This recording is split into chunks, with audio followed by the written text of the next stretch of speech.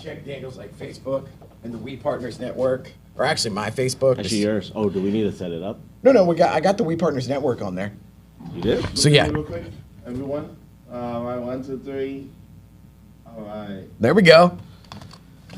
All right. All right. Should we check to see if we're live? I think we're live. Let's check. There's a slight delay. Delay. So if you look at There we go. We are live. We are live. Okay. That's right. Well, as everyone can see, we are live, and it is Fired Up Black Friday? Fired Up Friday? Black. Fired Up Black Friday, I think. Yes. We need to Fired Up Black Friday. Yes, we need to have a branding meeting on that. So, dude, how are you doing? Good to see you. You too, man. Yeah, long time no see. Been a year. Dude, it's been a year since we turned on the gimmicks. Yes. And so here we are, a year later, and hopefully we have sound out there. I think so. Because our first I see the captions. Okay. Oh, there we go. Perfect. Okay. AI's letting us know that Yes. they can hear us this time.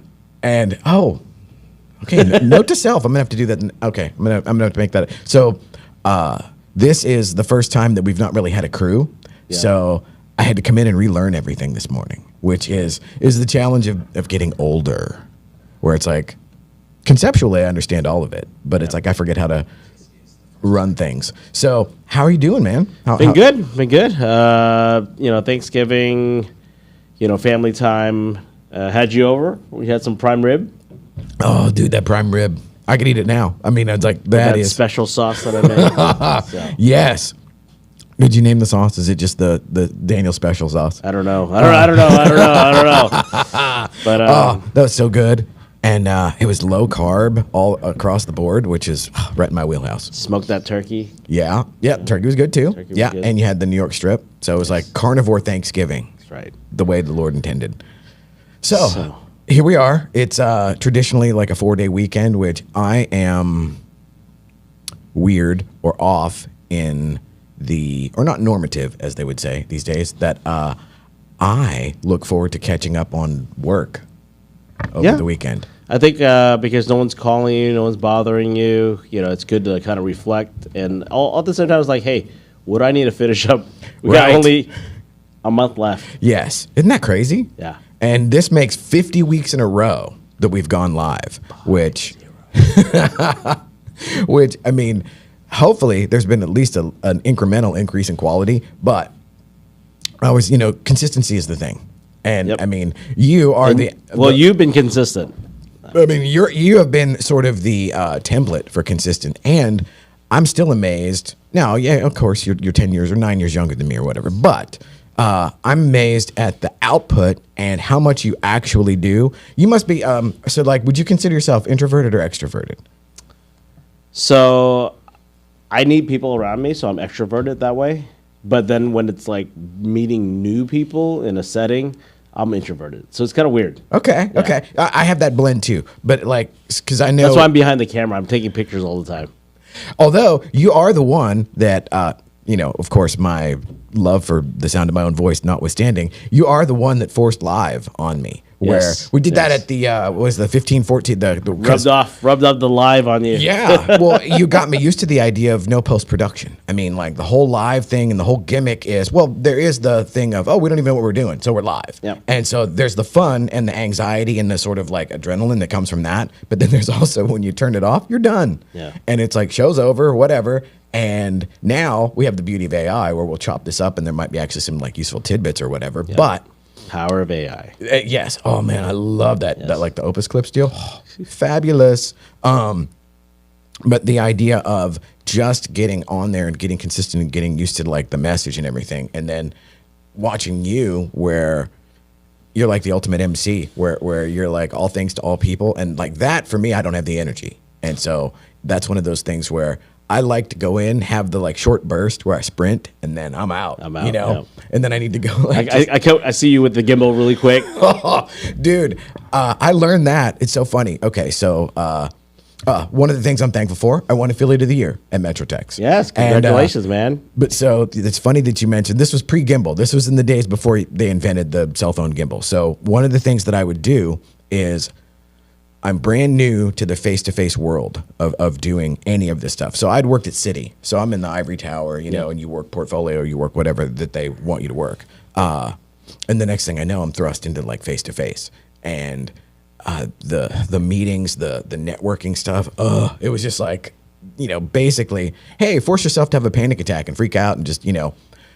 But I would go and I would literally take pictures in the back of the room, and then I would check to see who posted that they were there, like who checked in. Yeah. Then I would reach out to them and friend them. So like after 2 or 3 weeks, I'm starting to friend all these people that are in the meetings or in the networking events.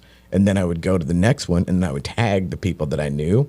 And so I might only be at a thing for 7 minutes. Yeah. But on social media, it looks like you were there for the duration. You're like, so you're like a mayor where you had to go all these different events just like for like 5 minutes. Yeah, for like 7 minutes. Well, and I can't remember which one. It was like one of the earliest party on the patio things that you guys did.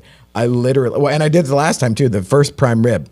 I literally got out of the car, got the gimbal, did the whole walkthrough, which probably took maybe 3.5 minutes, and then just waved everybody and then got in the car and bailed. But then I post the reel later that night, and it just looks like I'm in the middle of it. Yeah. And so that's a pro tip for everybody out there that just that doesn't want to hang. And it's also, I don't drink now. Thankfully, your events and everything are always very family friendly. Yeah. But man, in the macro, they drink in the networking world, and so that was one of the things where I said, I just don't want to be around this. Yeah, I mean that's why, you know, most of our happy hours is BYOB, just casual. You know, if people want to do it, that's fine. If you don't have to, so it's not a, so.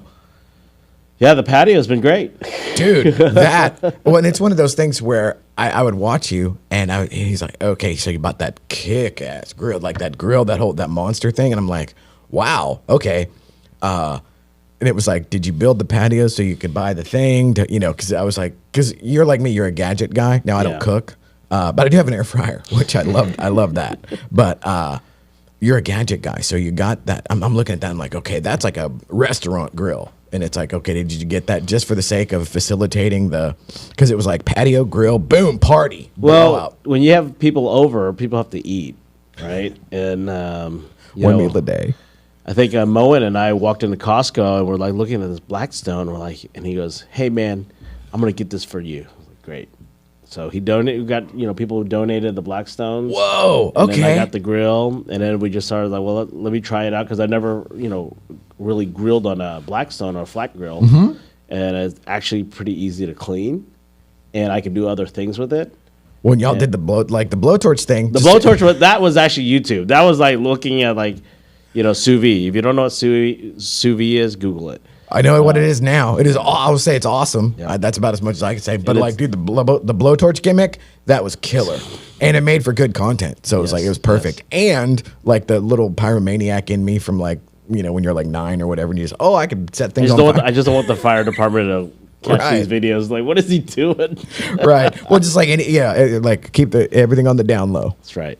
Right. Dude. So, okay. So what's next? What's next for Engvest? And because I know that you're always pushing the growth. Not pushing, but you gravitate towards the big picture. Yeah. I mean, growth is always important. I mean, just like in any business, right? I mean, just like your business, you want to grow. You want to grow more clientele. You want to grow more photographers to help, and you want to expand, right? Same thing. So it's a business. So if you look at a brokerage, they have to grow, right? You open shop, you open your doors, you have an office space, all these expenses, you got to grow. So same thing with agent attraction and just kind of with what we're doing. The business is finding good people, right? To come together, to collaborate, to share resources, to help donate the grills, things like that. To get grills, yes. Yeah, to get grills, help with the patio costs. I mean, just so that's why, you have to have a mindset of growth. If you're in business, just like if you're a real estate agent, mortgage broker, you have to grow. You got to get clients. It's the same thing. So now, what would you consider the wins for the year as far as that goes? There's been a lot of great partners that I could never imagine, having, right? And then also for them to plug in, for them to, to step up, right? So this year, the wins have just seeing people step up and seeing people get out of their comfort zone to step up, right? People who you wouldn't think like, oh, they're stepping up, but they actually are. Mm-hmm. The people that I thought they would step up, they haven't. But it's okay. Yes. In time. Just very grateful for the organization and what it's becoming. And it's really the vision of, like I said, finding the entrepreneurs that are coming together. And I really appreciate, you yourself, and the rest of the partners to just kind of envision, like, how can it be? Because, at getting closer to 300 people, imagine you 10x that. That could be 3,000. That could be 5,000. That could be 10,000. What is it? What are you going to do with this group? Right. Right. For me, it comes down to my why is for my children.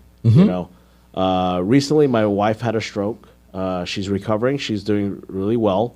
That was, a curveball in just in a personal side. Yes. But you saw her yesterday. Yeah. She's in good spirits. She's talking and, just have to be grateful what we have. And, just same thing. That actually filled me up to like why is what the purpose is. Because when I'm not here one day or my wife's not here one day, we have a whole network of people, right? To care for my kids. Our kids can connect with our kids. I don't know if you have kids. Maybe you have kids somewhere else. I don't know. But, same thing. I do not. Yeah. But you're just like your photographers, right? You Yes. have them. Some of them are like your kids. Yeah. I call them the strays, and so like I keep adopting these strays. Orphans.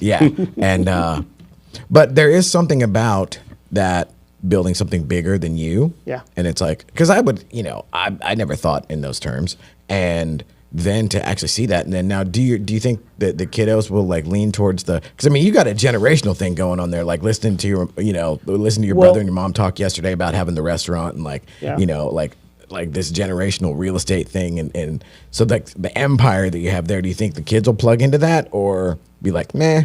Well, the thing with real estate is you can hire out, you can have people manage it, right, which is a great thing. At the same time as you see. By the third generation, people sell everything and it's gone, right?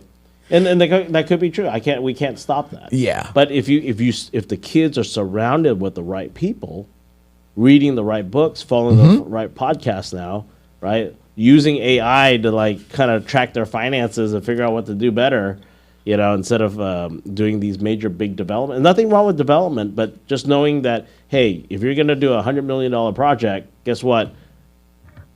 You could lose everything overnight. That's right? a roll of the dice. Yeah. But, it has to be calculated. Yeah. Right? And you got to have the right partners. So, like, for you, was it something like, okay, you saw your dad doing it and everything, and you were just like, oh, I'm going to do that?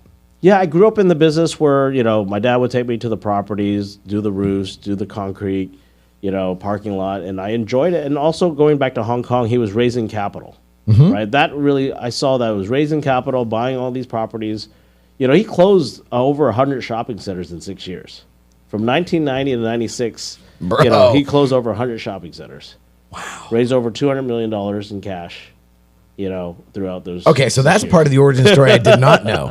Okay, and wow. All right, that's crazy. And then but like hearing it yesterday, like where he worked in the restaurant, like he would do all of it, like from fry cook to. Yeah, I mean, I think in his lifetime he had 7 restaurants, and well. He's not. So he's just a born entrepreneur. Where he studied music and ministry. He studied math. He was supposed to be an optometrist, but he has some color blindness, so he can't do that. So it's just a lot of stuff. Like I was like looking through, and actually I have a lot of his old paperwork, and I see his stuff. And I'm like, what the heck is Dad doing? But he knew he had to raise my 2 brothers, because they're older than me. And so he went the entrepreneurial route, lost everything in Florida and Panama City because of the oil crisis, oil embargo. Wow. Because he put all his money in that one big restaurant. He had the platter singing, Percy Sledge. Yeah. But that I think the early 70s, if you remember, there was an oil embargo. I'm not that old. I know. So, but you were younger. I would have been like, I existed then. I just wouldn't have been conscious of anything. He just gave back the property and just started. And they started in Houston, went to Florida, didn't want to go back to Houston because my mom's family was there, and then just kind of losing face. Oh yeah, yeah. So he had a friend in Dallas, and then so he went to work at a restaurant in the back, kind of busting the back, and then started going up to chef level. And Okay, but that's one story is funny is because the owner of that restaurant was really cocky, and he was just really mean to my dad. And later on, my father bought that shopping center where the restaurant was, became the owner of the property. I love it. On. But little things like that. And my father had a friend at that restaurant that always protected him. And later on in life, we actually helped that family out. They bought a restaurant and then helped them. And of course, the city of Dallas actually bought the restaurant. Because they eminent domain for the school. Wow, okay. So things like that, it helped them. So, when people help you, you help them back. Yeah. It's Well, and I mean, that's one of the things that even, oh God, what was it, like 2 years ago, I guess? That because I think I already had my 2-year thing with EXP or whatever. So it was like 2 years ago when I came to the first We Treat. Man, it's 2 years already. Yeah, it was more than More that. than But yeah, but it was like, when I came to that, it was like, wow, what in the, because I thought everybody in the room was already on the team. Yeah. And it was just like, no, actually the vast majority were not involved in any way. They were just kind of there hanging out because they were invited. And it was like, whoa, okay. And then you had a bunch of people that were heavy hitters kind of giving out the recipe and kind of giving out this. It's like, I did not come from a background where that was the thing. It was like, you did not lead with like, oh, here's what I do. Come on. That was not. I think people who collaborate will collaborate, and those are the people you want to surround yourself with. And there's a lot of top producers. They just do their own thing. Yeah. And that's great. Number wise. Yeah. I'm not looking at numbers. I'm looking at quality of people who want to collaborate, people who want to bring to the table. Yeah, and there's a difference between somebody who is just isolationist by nature, where it's like, I'm just doing my thing over here. I don't really I don't need to know any other new tips or tricks or whatever, versus somebody that is like territorial and like, you can't have any of my slice of the pie because then ... there's not enough pie. Yeah. And for somebody to have even like the Bettinas or Brittany's or whomever that are just super open. Yeah, just on the off chance that anybody has even watched this far. Yeah. But like everybody in the network that is, because it's like now I have like 150 plates spinning at all times and there's always fires to put out. But I won't jump on the Zoom call on Mondays, but like you were saying, consistency earlier. Like the Zoom call I love because I'll just watch it on Facebook. Yeah. So I'll watch you guys live. You'd be surprised what channels people watch things with, or whether it's YouTube, LinkedIn, or Facebook. Oh yeah, and for me, a lot of this is just an exercise in consistency. Correct. So it's like that's the thing where even just now I was more surprised than probably the next 10 people in line that I won Affiliate of the Year. Yeah. It was just like, whoa, okay, because I can remember 12, 13 years ago starting out on that path, and it's just like, oh man, you're just horrible, and it's just, you don't know anything about anything, and then hopefully over time that actually your knowledge increases and your just walking into things and bumping into things decreases. But wow, to have it all come full circle and to be, it's next week and it's like, wow, okay, that's a pretty cool way to, I end the year and to kind of like jumpstart 2025. Yeah. So now what do you have? Do you have anything like big on the horizon for 2025, or you just? Well, things have shifted, like with my wife's health, gonna be not traveling as much, but it doesn't stop growth. You can have more Zoom calls. We can just, the team can step up. Right? Well, they have. And like here now, I would certainly want to put it out there to the universe, and in a certain little bit of a way, call you and Calvin out for like, okay, you've got this, like literally, I think it's 90 seconds from your house to here. And so like you have the ability to cut. So like there, I want to challenge you to up your marketing game where it's the smarter, not harder part of the equation. Yes. Because we could now, I'm going to send you the link. So, shout out to Teresa. Teresa Flood. Oh, dude.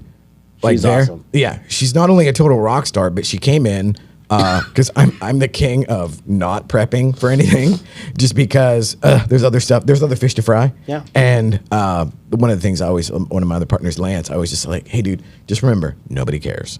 And I don't mean nobody cares, so like don't try. I mean, try your best, but nobody cares, so don't get hurt feelings over anything. Yeah. So, but on the flip side of that, dude, Therese, I cannot wait to like let her content loose, because she came in, and I told you yesterday, she has this like sweet spot of like 8 to 11 minutes where she had bullet points. Dude, she was just so wired, so tight. I was like, oh, okay, that's so those are the partners that you want, right? Like these are the people that have so much talent, and at the same time is, you see the potential, and then that's an example for you to show people.